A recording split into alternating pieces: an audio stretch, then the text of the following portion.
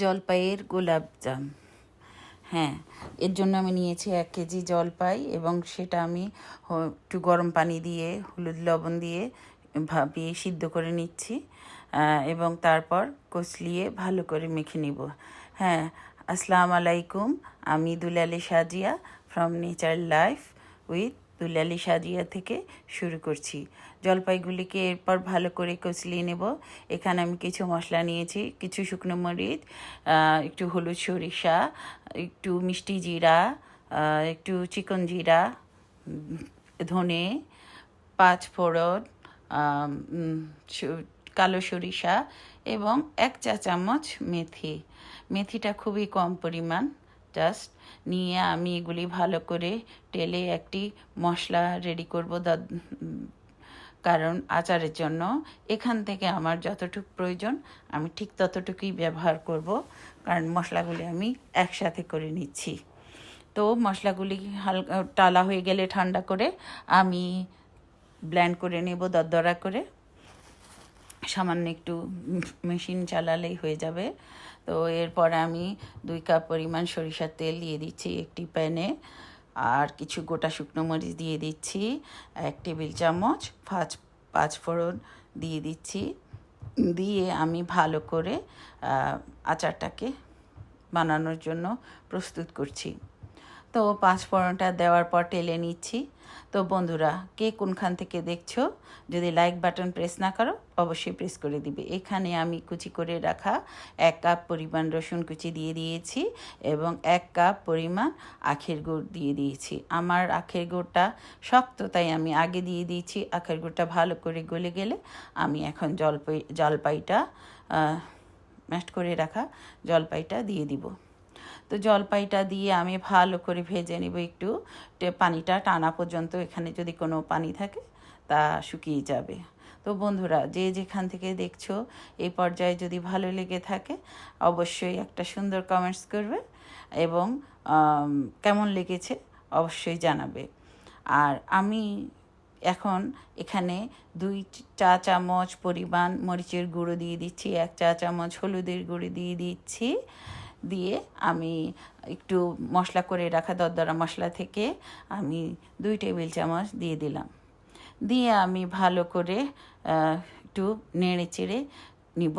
ভালো করে নেড়ে চেড়ে কষিয়ে নিয়ে আমি আমার স্বাদ মতো লবণ দিয়ে দিব। লবণ কিন্তু আমি এখানে খুবই কম দিব, কারণ আমি সিদ্ধ করতে লবণ দিয়েছি।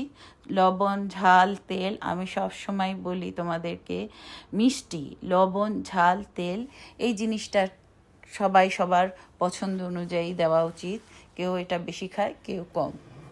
যাই হোক, এখন আমি এখানে দরদরা মরিচের গুঁড়ো, চিলি ফ্লেক্স দিয়ে দিব 1 চা চামচ পরিমাণ, কারণ আমি আমার পছন্দ অনুযায়ী ঝালটা দিচ্ছি। এখানে কিন্তু আমি চিনিও দিব।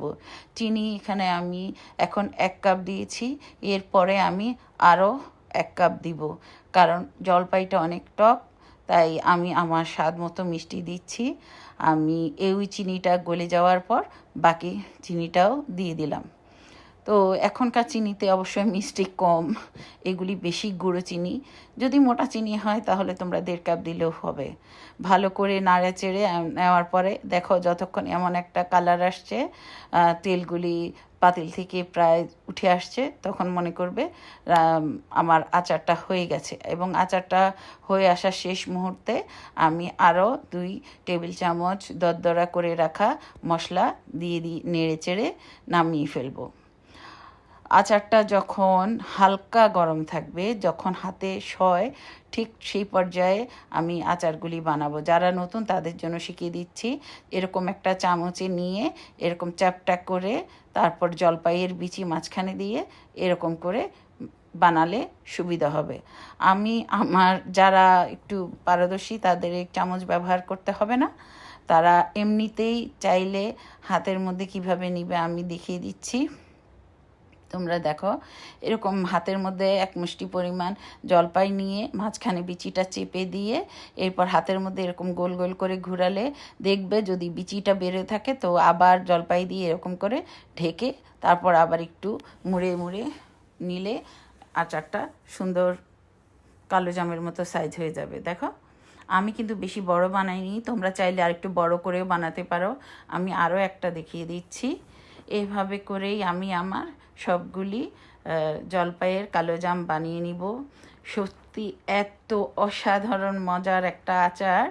আমি কিন্তু এটা ফার্স্ট টাইম বানিয়েছি, তোমরা জানো হয়তো সবাই খাও, আমি ফার্স্ট টাইম বানিয়েছি। এবং আমি সবসময় বলি, আমি সব সময় ফার্স্ট টাইম যে কোনো জিনিস চ্যালেঞ্জ হিসেবে নিই এবং ডিরেক্টলি আমি করে তোমাদের দেখাই। আল্লাহ হাফেজ।